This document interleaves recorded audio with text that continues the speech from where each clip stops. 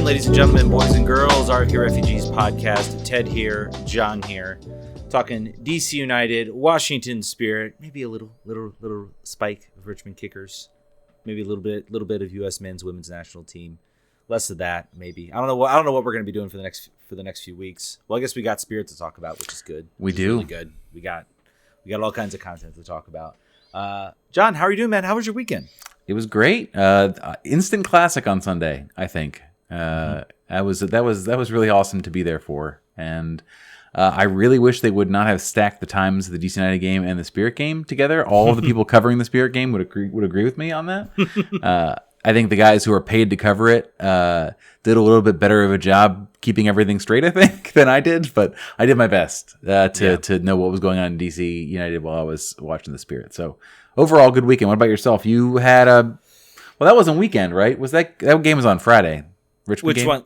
The Richmond game was Saturday. It was Saturday evening, yes. So it was still. I consider Friday evening part of the weekend. I don't know about the rest of y'all, but once 5 o'clock, once 5 p.m. hits, man, that's the weekend. That's the weekend. That's true. That's all I consider it. But yes, but the Richmond Kickers falling 1-0, and then watching DC, Nashville could not find a way to score a goal. So it was a tough soccer weekend, and then the Spirit rescued it like they always do. So it was an incredible game on Sunday. Watched it on the live stream on Paramount Plus.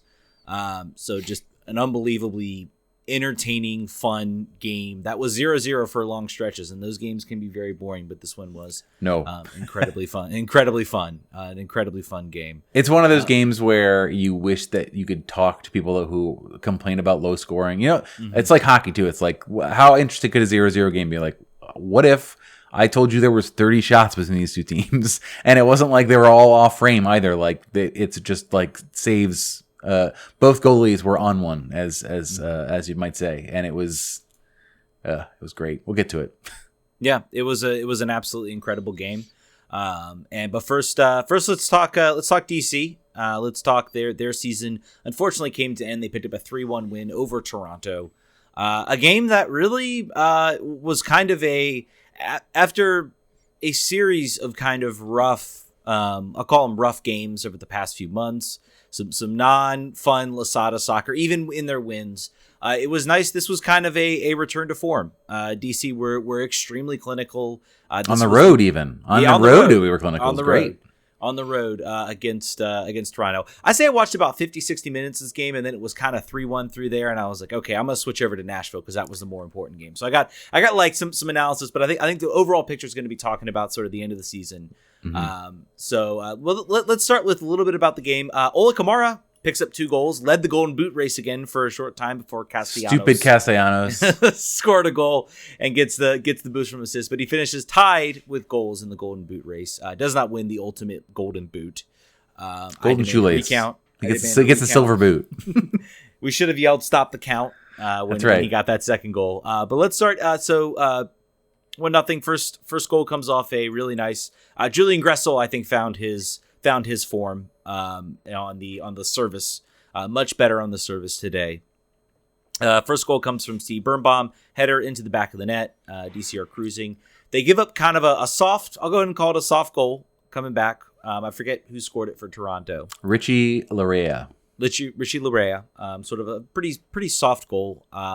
But then DC gets another set piece, and apparently that's been a weak spot. If I've been following some TFC people, set pieces have been a weak spot for Toronto. There, by the way, apparently it was led that maybe on the verge they're going to be hiring Bob Bradley. That was released. I think that was. I don't know if that was confirmed, but we retweeted it. So. Yeah, well, there were some rumors that it was a done deal, that it was going to happen, and then there were some other no, pump the brakes on that. Apparently, there hasn't been talks, so it wouldn't be the first time I think something like that happened from this particular account, that they've sort of just trying to infer things. I think that they think will happen, so then they can say, we called it. That's my thought. That's my thought on that particular account that I think had the first drop on that story, if I remember correctly. But basically, the rest of the game, a really, really nicely worked set piece goal. Completely, it was kind of funny to watch 2 defenders like just completely leave their lines crowd over. I think it was was it Areola? I think on that.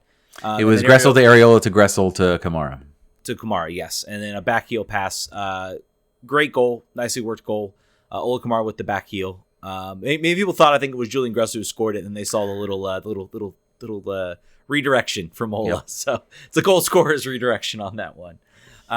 So 2-1, and then I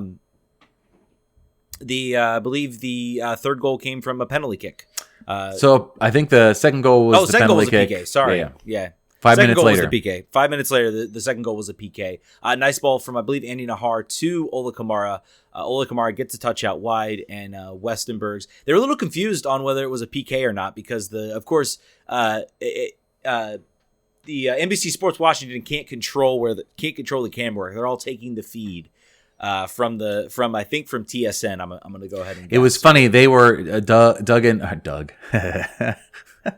Dave and Devin were like in a booth like down the hall from us while the game was going on, calling it from Toronto while we were watching it on local feed. It was just a very convoluted way that we were all experiencing it. They couldn't let you just crowd around Dave and just get the live experience. I mentioned it to somebody like we could just knock on the door right now and like you could, and then that would be the last time you're ever here. I'm like, that's true. That is true. Dave would have been fine with it. So we will not do that. No. It'll be like Mark Ingram. It'll be like, just have me on, man. I'm TV gold. RFK Refugees legend. I'm sure everyone would love to. That would be great. I mean, it would be worth it if you think about it. It'd be worth it. Lose my credential, but think of all those viewers that would have never heard of the show. That maybe. Yeah. All right, let's think about it next year, maybe. But anyway, let's get into the third goal. Happens very nicely worked. Corner kick goal, like we talked about. Sorry, I mixed up the order there, guys. It's been unforgivable, Ted. Unforgivable. I am so sorry. It's fine. But yeah, so the game ends 3-1. I think most people at that point, I like I said, I didn't watch much of the second half. I switched over. At that point, I kind of knew. I was like, all right, I'm going to kind of like keep track. If there's a goal, I might switch back and, make it a little nervous. But I think for right now, I need to watch Nashville versus Red Bull. Nashville, we're give them credit. They had a good minute there, I think, about second half where they were pushing for a goal. And then I think it got to be 88, 89, 90. And they're like, all right, guys, let's just kind of pack it up. I think I thought if they don't get a goal, if it's still 1-1, inside 90 minutes, they might still be trying to push for that goal. Everybody was talking about seeding and positioning. And I was like, is the difference from second to third? Because there's no reseeding. If there was reseeding, I could see the argument. But there's no reseeding in the MLS playoffs, and that's dumb as anything. But it's just really Nashville was the master of ties this year. That's all it was. Master of ties, and they make the playoffs. But I really didn't. I didn't particularly understand the reseeding argument. To me, I think they would just want to go and win in front of their home fans. I think you just want to go out. You always want to win your home games. I'm not really sure what the advantage would be right now. I mean, I guess depending on who you want to play, you would get DC. Or you're going to get the Red Bulls, or not the Red Bulls. They finished third.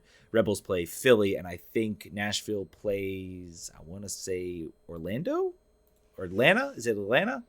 I think it's Orlando in the chat. Orlando in the chat. So I knew it was one of the two. But Orlando in the chat. So I mean, it's I don't know. Maybe that's a little bit of difference. Maybe that's a little bit of a reason to want to play it. But I mean, it doesn't impact. You still basically meet whoever the second place team is in the semifinal. You're not playing the first place team. So, I mean, I would think wanting to avoid third or fourth seems like worth it to me. Once you start to get sort of between second and third, there are a lot of things. MLS, please, for the love of God, do reseeding. You should be doing reseeding. That's my last effort on that one. Well, you got Jaime Moreno in the Soccer Hall of Fame, so maybe this is your next cause to celeb. Maybe this is my next thing. I know I don't think NWSL does reseeding, which again is stupid. USL does reseeding. They do all reseeding throughout their playoffs. It's great.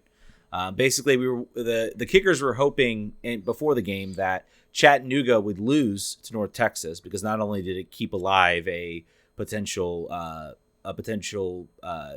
City Stadium final, however unlikely that would be, if they had won their game, they would have gotten Greenville instead of going to Omaha, which some fans would have definitely traveled down for. So I think that reseeding thing is definitely something that MLS playoffs should consider. Anyway, season's over. Let's talk season. let's wrap it up. Apologies, ran over. John, I've talked enough. You give me some of your raw thoughts about this season. What are your So I didn't get a chance to watch the press conference because, again, press conference was happening during the game, but I was talking to some of the beat writers who were on it. And the themes were the same for Hernan as they usually are. Like, I think the phrase he said in Spanish was that he got water through a rock by how far they got this year.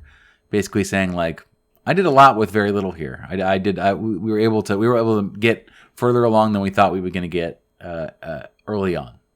So, and he also said that he cried when he saw the Nashville results because he thought the team deserved to go through. Did the team deserve to go through? I don't know.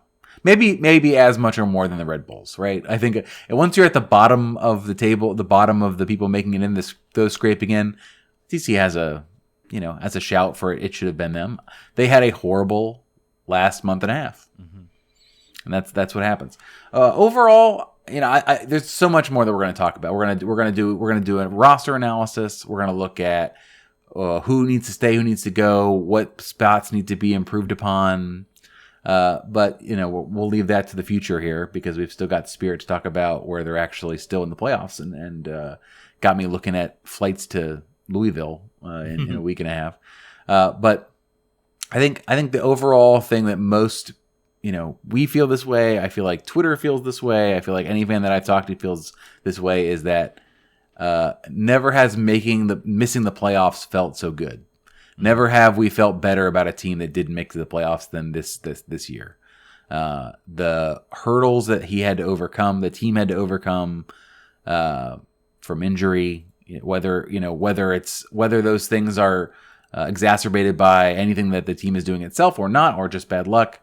They're real. The man games lost were real, and the fact that they were in contention with a team that was near the bottom. I think only Cincinnati was below them last year, right? In the Eastern Conference. Yeah, I have to go look at the.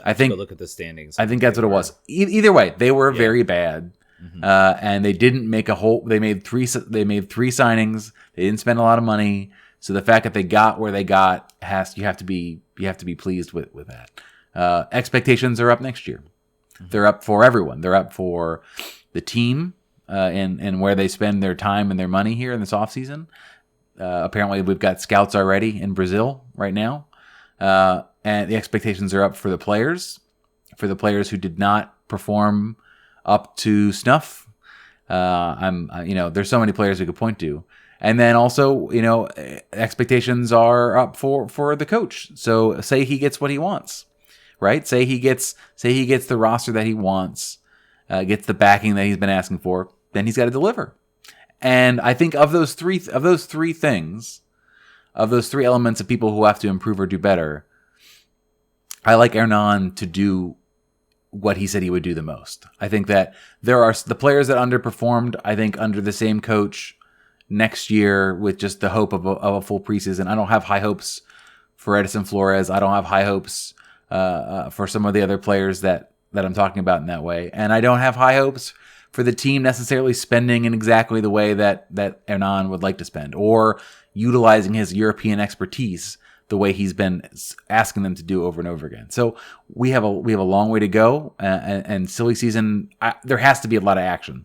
Whereas last season was a bit dry, I think no matter what happens here, things will happen. There will be lots of ins and outs. It's unavoidable. There are players already that we know aren't coming back. There are players that I know from Loudoun that are getting signed that haven't been announced yet. So there's player movement happening. So it's exciting from that perspective. And then we just have to see how the rest of it goes. There were some, obviously, if you have to tell me, is it disappointing that we did not make the playoffs? I'm going to say yes. It is. Considering where this team was August, July, considering the slew of home games that they had, I understand they were against tough opponents. Considering some of the missed opportunities, people have pointed out that NYCFC game where they had it at 1-1, they pushed up on a corner kick and then they ended up losing it. They pick up a point there, they're in the playoffs. You look at the Orlando game, they don't let Daryl Dike, free. They kept him in a bottle most of the game. Finishes 1-1, they get a point, they're in the playoffs. So there's a lot of there's a lot of, I guess, what ifs about this season and kind of how it could have done. So I mean, I am disappointed. To your credit, though, I am very excited about the future. I don't hold the same negative opinions, I guess, that you do about what this team is going to do this offseason. I think that they have shown that they've brought in Lucy Rushton, they've brought in data scientists, they've made front office hires that seem to indicate to me that they have learned that they need to do more than just sign Wayne Rooney and hopes. And I hope they take the same effort, just because you have this, I mean, really exceptional coach, motivator, a guy. I mean, I don't think people understand the tactical sense that I think Losada has, that I think a lot of people, he maybe doesn't get. He gets credit for, I guess, his style and what he implements. This guy does have a really good tactical sense, and we saw it numerous times out the season. I don't think anybody here would have thought that playing, and maybe it was an off the cuff type team, but playing Andy Nahara as a center back was a stroke of genius that just worked, and it worked very well. And there were other moves he made to kind of bring guys in. I'll be curious to see. There's an argument here, I think, amongst the fans. Is it depth? Is it top level talent? For me, it's top level talent. This team needs more top level talent. If this team goes into the season with this with one designated player spot open, if two designated player spots open, then I am going to be very, very upset. They should have all three designated player spots filled, or there needs to be a guarantee. And if they keep two and they say, well, we're going to sign by in the summer, then you damn well better sign somebody this summer. And I'm not sure how this summer is going to work. Remember, the World Cup is not happening until the winter. How does that impact, who might be available, who might be looking to sell? A lot of questions heading into 2022. I'll be curious to see who maybe drops down to a TAM level player. Maybe Paul Arriola. Maybe that opens up three spots. Who really? It's going to be an interesting offseason for sure. I will say this: my one cynical remark will be, all of those offseason hires, from a financial perspective, don't add up to a Nigel Robertha. I don't imagine all of those hires cost $1 million transfer fee. So the intention is shown, so that they've earned goodwill based on the fact that they are not just saying, we don't need to hire anybody, we're fine. But I think that's the first hurdle to overcome, and I'll give them that. The next hurdle to overcome is show me the money, Lebowski. That's where is the money, Lebowski, not show me the money. I've put two money quotes together. I wanted to get to there's some questions here in the chat. I want to make sure that we address those. Sure. Cogsworth Worthington says Flores not being on the bench can only mean he's finally out of DC ? I think he's still injured, not fit, right? Yeah. So that was nothing to say about that.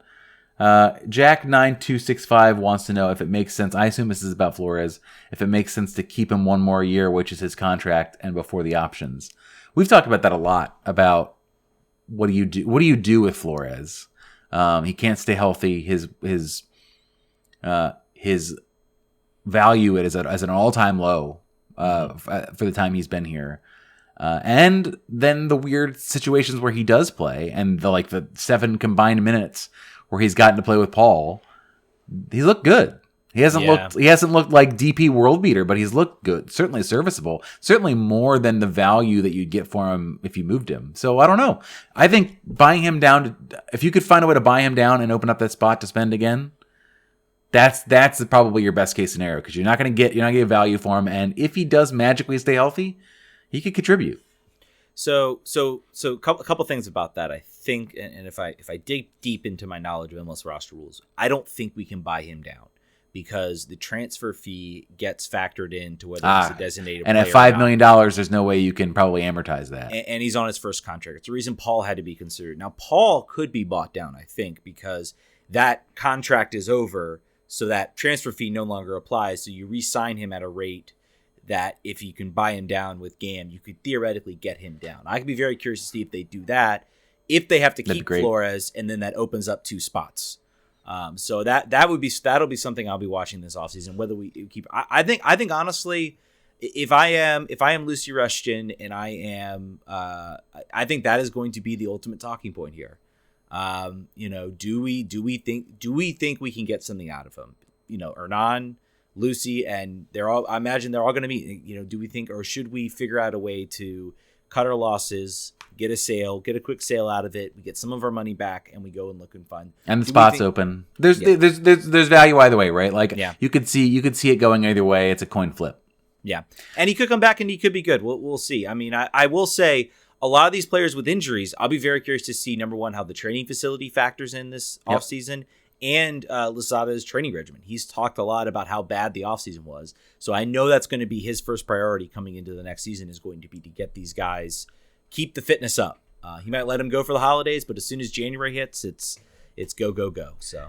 And then I think they still have an open spot on the training staff. Gabriel, I don't want to get his last name wrong. Gabriel as I don't think he was replaced. So I'm sure they'll make changes to that as well. And I think also there's a good chance that you will not see Coach Interim Chad anymore. I think both him and Zach Thornton had a 1-year deal that coincided with this, and I think it's very possible that he wants to bring on more of his people. I would see that. I would think that might happen. Another question here from the chat before we move on to the Spirit. SMC Ultra asks, do we think Andy Nahar will ever get to the point where they don't have to babysit his minutes anymore? That's a good question. For those who don't know, I think everyone probably who's listening knows, is that the reason for that is because Andy Nahar had many lost years due to injuries. He had, I believe, 2 ACL injuries. He came back to the league. He didn't play for a while. This was when he was at Anderlecht. This is the first injury, I believe, happened right as he was being linked with Arsenal. And then he blew his knee, and he came back. He blew it again.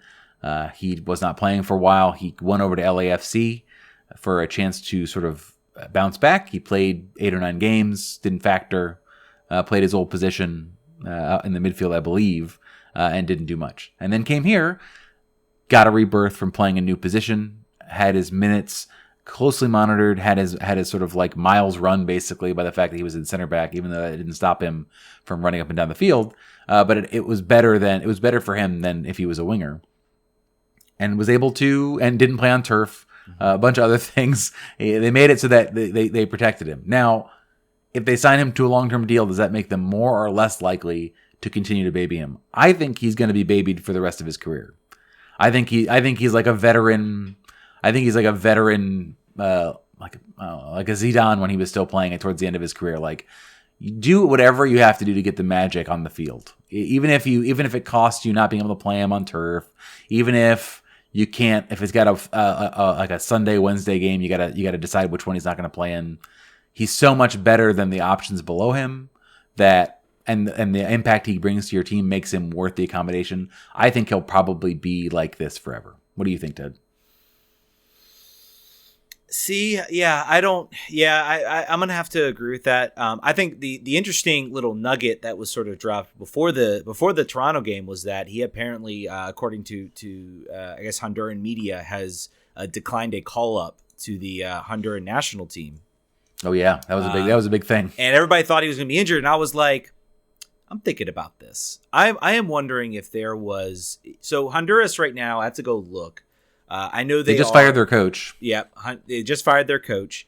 I was kind of surprised at how much Andy Nahar was playing when he was in World Cup qualifying, because we had seen his minutes being managed, 3 match stretches. He was playing, starting every game in that World Cup qualifying. And I'm wondering, I am sure that had to upset Losada, considering how important he is. They just got rid of their coach. They are currently bottom of the standings right now. 0 wins, 3 draws, 3 losses. They are not qualifying for World Cup. They are done. I am wondering, Andy Nahar is like, yes, I want to go represent my country. This is a sinking ship. This is a sinking ship. You know what really would be nice? If I took some time off my legs and I can continue to recover. And I'm not sure if Losada maybe forced that move, but maybe very strongly suggested this would be a good idea. Maybe that was the agreement. Maybe that was the agreement between the two coming in. Who knows? My buddy in the press box, Mario Maya, said that, I guess in Spanish language reports, that Andy was saying he was mentally and physically exhausted, in addition to the fact that he was carrying quote unquote an injury. So yeah, I mean, I'm not mad at that. I'm glad he got to play I look forward to him having an off season where he's able to rest a lot of these players. I think of Julian Gressel, like guys who just had infinite minutes, just were killing themselves all year long. I look forward to them having a break.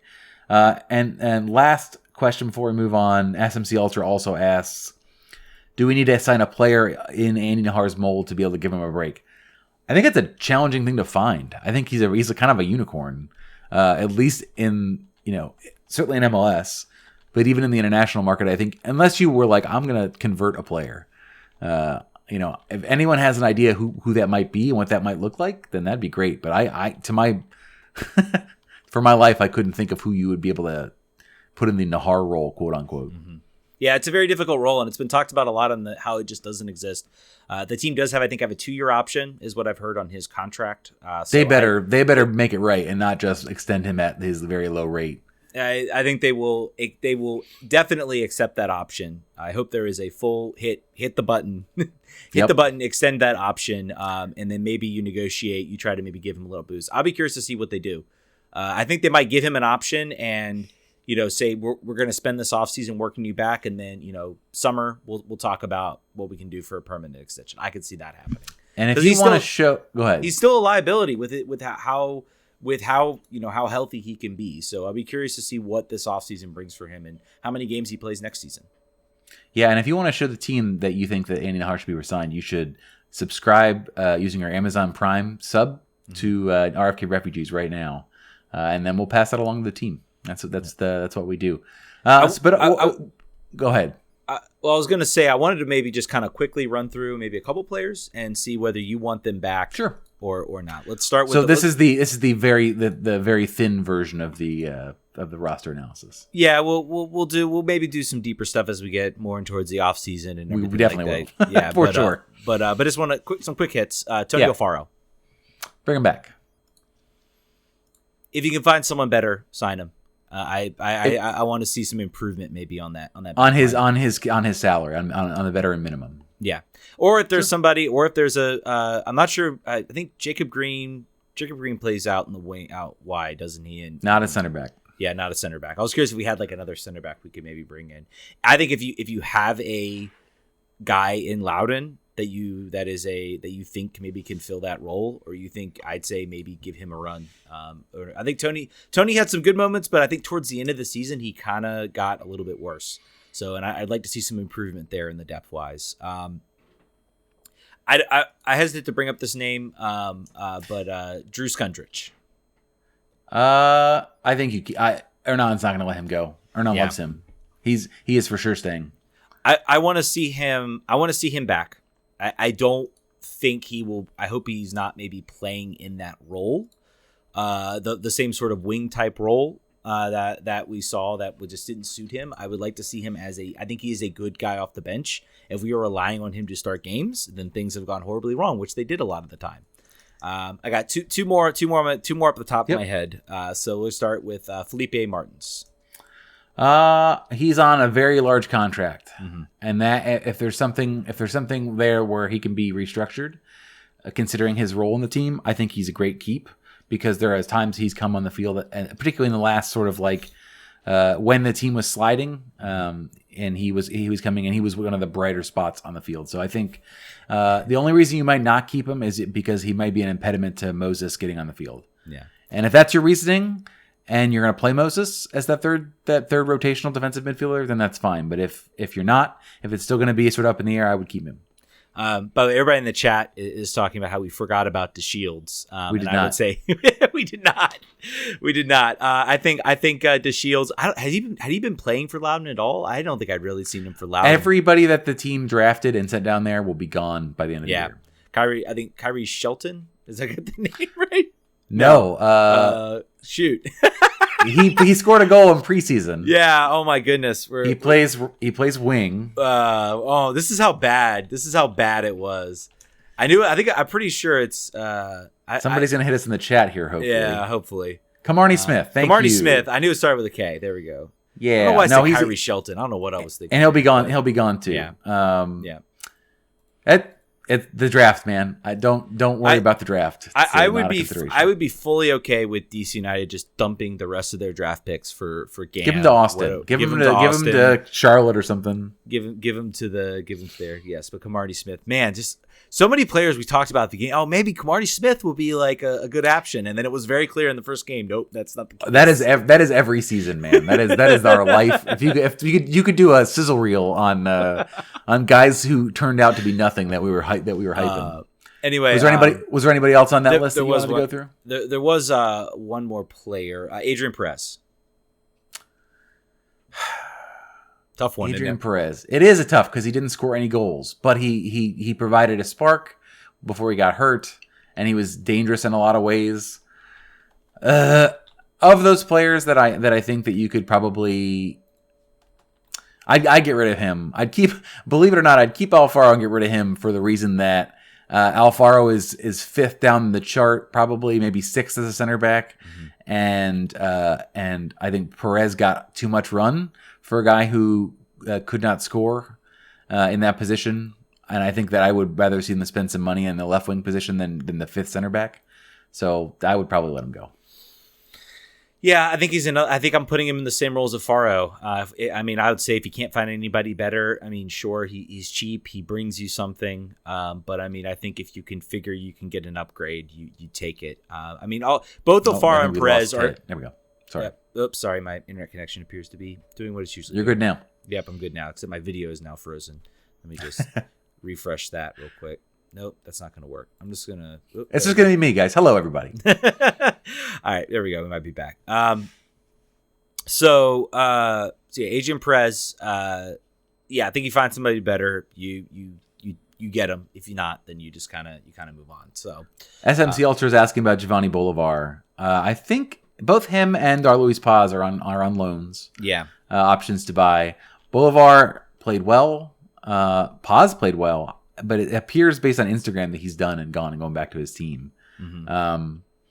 It'd be great to keep him. I think it's always good to have somebody down there that in positions where you're thin up top or you're thin on the roster, and forward is quite obviously that. I'd keep him if you could keep him in Loudoun.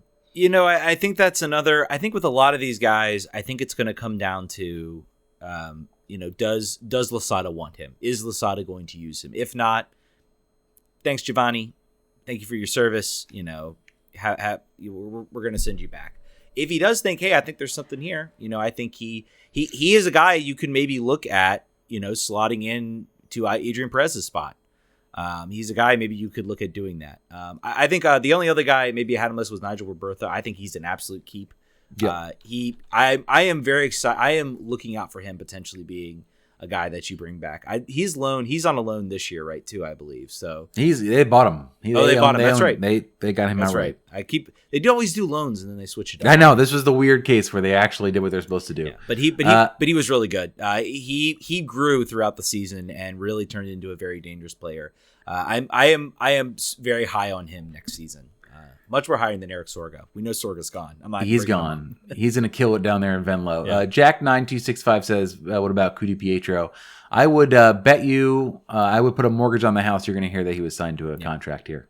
He was excellent. What was it? I was reading Loudoun United's expected goals versus expected goals given up. And it was completely flip-flopped from what they actually were or something like that. Yeah, they're top 10 in some of their statistics. And just did not go. I don't know what that is. I have no clue what that is. That is that has got to be the strangest thing ever. Anyway, that's the wrap up on the DC United season. Or what? We'll return. We'll return in a much more comprehensive way. Probably what I would expect we'll do is we'll take a part of the field. And go through each of the players to that part of the field on that episode, and then sort of give you some stats breakdowns and decide what we're going to do. Keep or get rid of. Real quick, who's your player of the year? My player of the year is probably Ola Kamara. I'm giving it to Julian Gressel. That's about my number 2. Yep. Ola Kamara got the goals. But there were stretches where he was just not. He had one kind of really solid stretch, and he scored a lot of goals, and that's when this team started rocking up the table. And when he started not scoring, that's when things started to go south for this team. So this team definitely went went where he went. He had opportunities, he had chances, he wasn't putting them away.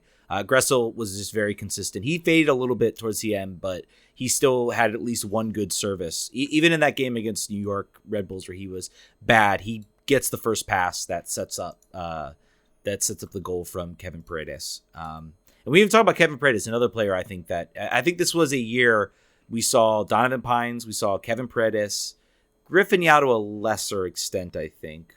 Wasted year for Griffin, and Moses.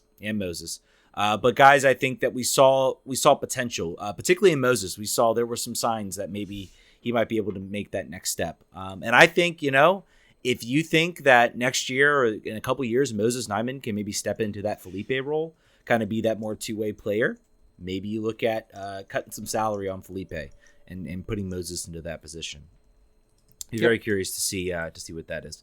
Give us your thoughts, guys. Who's your player of the year? Let's see if we can get producer Brian to get a poll up for the people watching on the stream to get the viewership. But in the meantime, let's shift gears to a team that is still playing. They'll be playing next week against OL Reign. I believe that's Sunday at 3 p.m. if I'm not mistaken.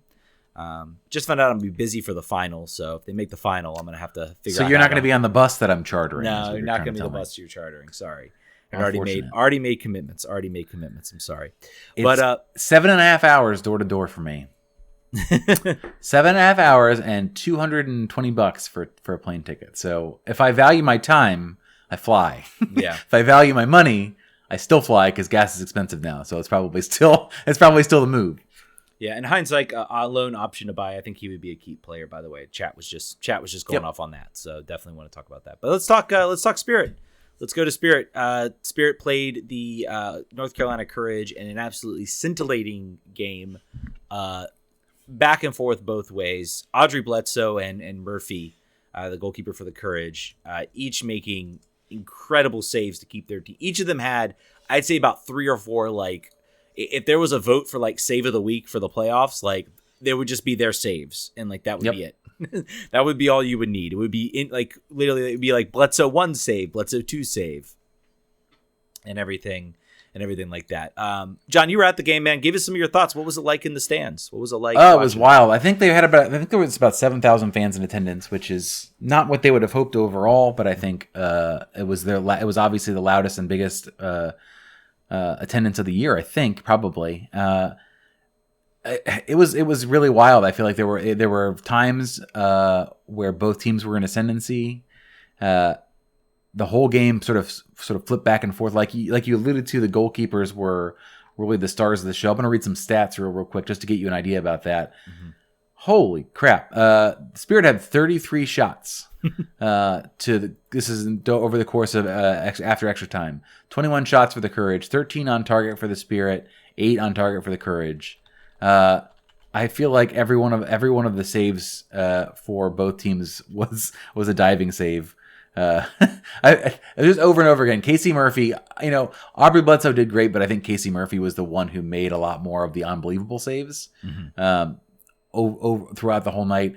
Where do I start? I mean the performances of the players who got you there were shining. I think for the whole game. Ashley Sanchez, maybe not the case so far. She came off at the 70th minute, which I thought was a bit of a surprise. She hadn't impacted the game really since probably the first 30 minutes. So I don't know if it's tired legs, but basically Ashley Hatch, Andy Sullivan, and Trinity Rodman were bossing the game the whole time. Andy Sullivan was all over the field. I think the statistic, somebody posted it. I don't want to say it was 100 passes. Let's see. 120 passes, 120 minutes played, only misplayed 6 passes the whole time. And they were all long passes. So she was just phenomenal. The subs that came on, so sort of all different times. The 70th, Tara McEwen and Julia Rotter came on in the 70th, and Tori Huster came on in the 98th. And all 3 of those players for the time that they were on the field were amazing. Tara McEwen was probably she's only given a 6-7. I think that's garbage. She was a pivotal player. She was going at players, North Carolina's backline who were getting tired. She was exactly what they needed to come on. Tori Huster was doing that until, and was awful because it happened right in front of the press box. She's running in on goal, and she looks like she trips, and it is very clear that she blew her Achilles tendon in her left foot, which apparently, according to Craig Hoffman, who covered the team for 2 years, she has been battling with it for 2 years to try to sort of just nurse it through, and it looks very much like it went. It's very tough to come back from a Achilles at any time, but Tori she's probably on the back end of her career, despite the fact that she's looking fantastic on the field when she does play. But that is a tough injury to rebound from. So that was a killer injury. It was awful to see. I guess we could talk about the fact that they. Sorry, I'm trying. All of my internet is crapping out here. Just trying to get the timeline for the goal.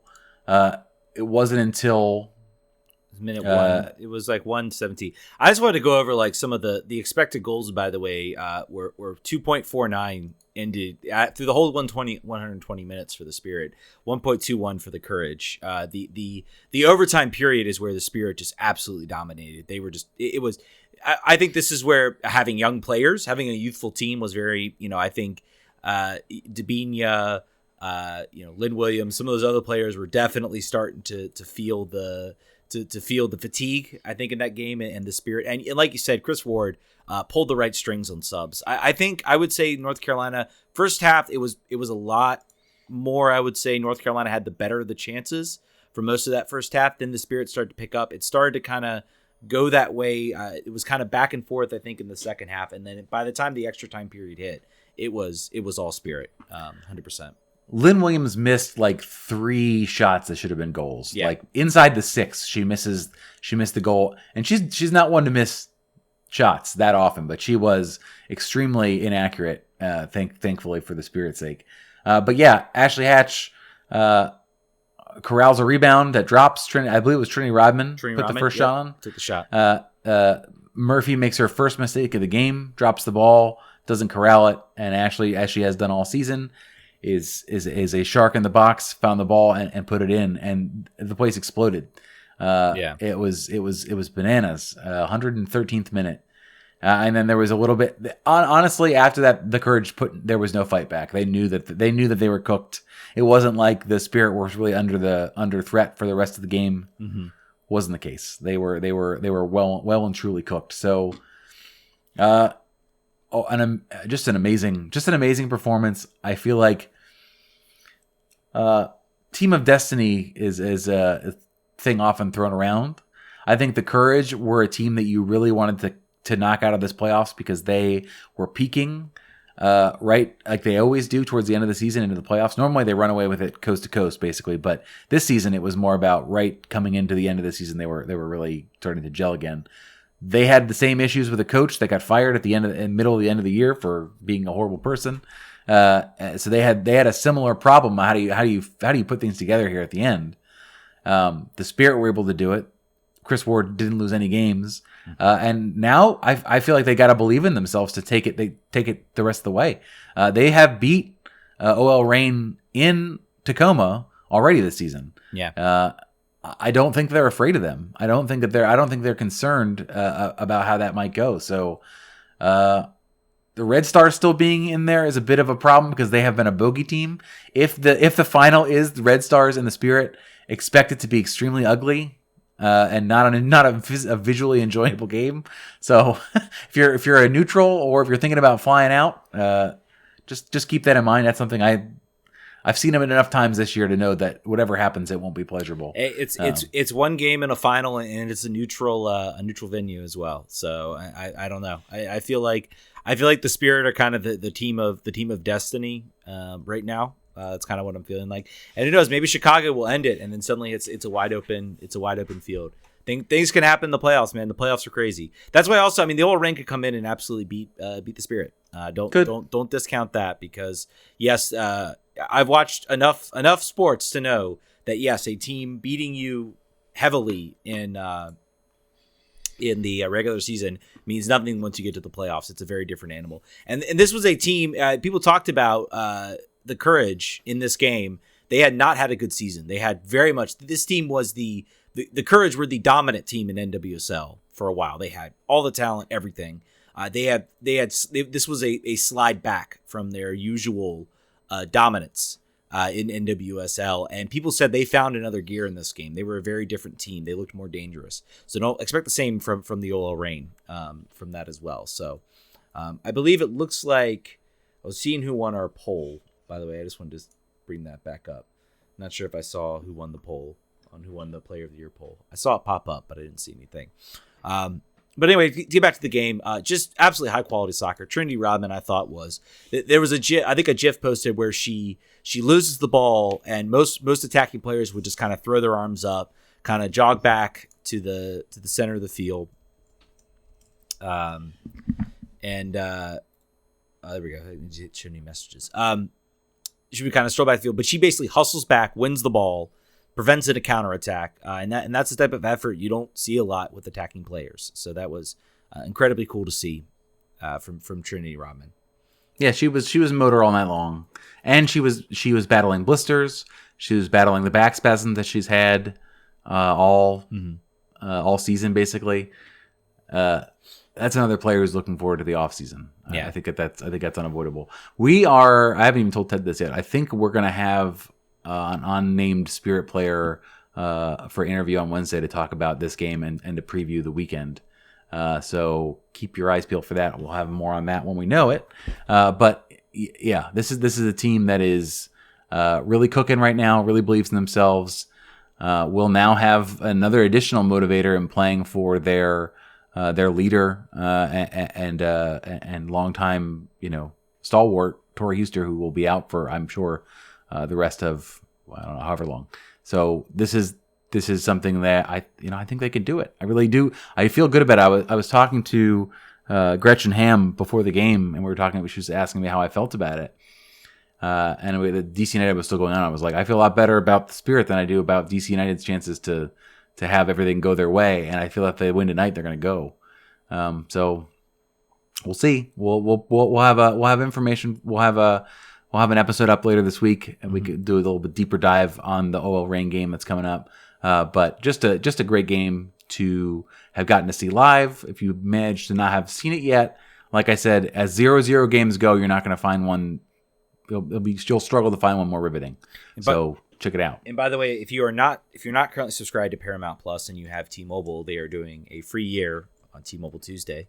You get a free year of Paramount Plus. So if you have the service, definitely consider signing up. You get Champions League, obviously, and you get NWSL. So it's definitely worth signing up for. So you get to watch the Spirit through the rest of the playoffs. I'm not sure if the game is the semifinals. Is it on CBS Sports Network, or is it still on Paramount Plus? Don't know. I would bet that it's not on streaming. I would bet that that's part of their agreement to put them on the big channels. Yeah, it'd be interesting. But yeah, definitely go grab that. You get it, and you get it all through next year too. So you get to watch the Spirit and support them, because I think there are some people that I think maybe they say, oh, that's cool. CBS Sports Network, by the way, for the OL Reign Washington Spirit game. There you go. So a channel that not a lot of people have. Yeah, I had to upgrade my package to get that channel. I think it's important for people to come out. I think there were some DC people that were out there, but I think there is kind of an overlooked fan base, and I think this was a game that I think was a instant NWSL playoff classic. I don't know how many games. I don't know the history of the NWSL playoffs. I think probably the final. I know the final between the Spirit and the Western New York Flash, I'm sure, would be considered a classic, not in a good way. But this was a good game to watch, and a incredibly fun game to watch, and it ends well. So the euphoria is definitely there, unlike some other instances. So the Women's Super League is also going to be on Paramount Plus too. They got that as a pickup, so definitely check another that out. Reason to buy it. Oh, one more thing, and I know we're shifting back, but I wanted to get your thoughts. I was going to bring this up when we were talking about the offseason. The schedule format for MLS was announced. The new schedule format, they will play, I think, each team in the conference home and away, and then there'll be 8 games against the road. There will actually only be 5 Wednesday games. They've set that limit. I'm sure when Lasada heard that, I'm sure he was like, thank goodness. It was absolutely crazy to watch that play. But did want to get some quick thoughts on that before we close out. Do you have any? As a season ticket holder next year, I'm very excited there'll be less Wednesday games. I think that as a podcast, I'm happy about that because that's very, very difficult to do a weekly podcast and then have to talk about 2 games and try to remember back to a game that happened almost a week ago. So I'm very happy for that. Might as well not have even happened. And then also struggle to get a podcast out before the next game starts. So definitely. So from a podcaster's perspective, great. Yeah. Wonderful. Fantastic. From a balance perspective, I want them to, you know what I want them to do? Everybody's complaining about how the supporter shield doesn't matter. Take the supporter shield, split it up, give it, do just the Eastern and Western Conference and give out your award for that. That's balanced. There you go. Done. Fix that. But yeah, it should be a fun season. The season will, I think, run from February.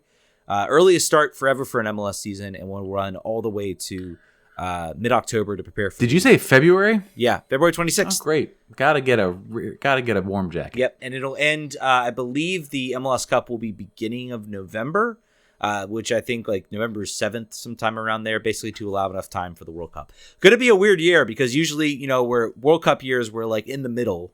I think this allowed them to kind of stretch out the schedule a little bit because there's not going to be the month FIFA window they have to figure out how to get around. So they're taking advantage of that, I think, to end the season a little bit early. But Decision Bay will be a month earlier than it is now. Kind of what it actually usually was. I think it was usually around beginning of October, around this time. I hope they keep it. I think they're also going to have to figure out, I don't know what we're going to get when we have the Leagues Cup. I don't know how early of a start we're going to have, how they're going to work around that. We'd really love it if MLS could figure out how to get around FIFA windows and not have to play during them, because it does kind of lead to some questions leading up to the season, but fun. I know I had a kind of quick transition to that because we definitely did want to get some thoughts on the MLS schedule. I think that is going to do it for this show, though. Yeah, guys, subscribe on Patreon, also on Twitch. Get that free Prime sub in there, and we will catch you guys next week. Talk about Spirit. We'll catch you later this week later when this we have week, an interview right. with... I don't blame you on that one. I didn't tell you before the show. Yeah, you did. Surprise. You did. Blame John, everybody. Blame John. Surprise. All right, guys. We'll catch you guys on Thursday. Vamos.